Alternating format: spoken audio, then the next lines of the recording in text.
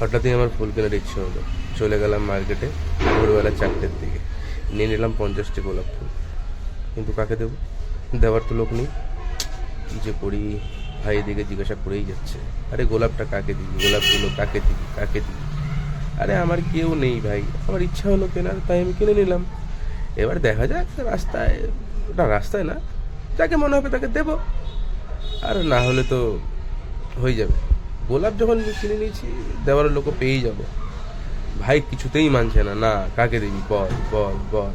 আরে বল না দাদা, কাকে দিবি কাকে দিবি? বলছি আমি কাউকে দেবো না, প্রথমে নিতে তো দে। আরে নিতে তো দে আগে আমাকে, বোঝেই না ছেলেটা। আরে কাউকে দেবো না রে ভাই, আরে আমি কাউকে দেবো না, তুই চল। আরে দেবো না না না, নামটাম নাই, নামটাম নাই, কোনো নাম নেই। এটা আমি নিজের জন্য কিনলাম, আমার নিজের জন্য।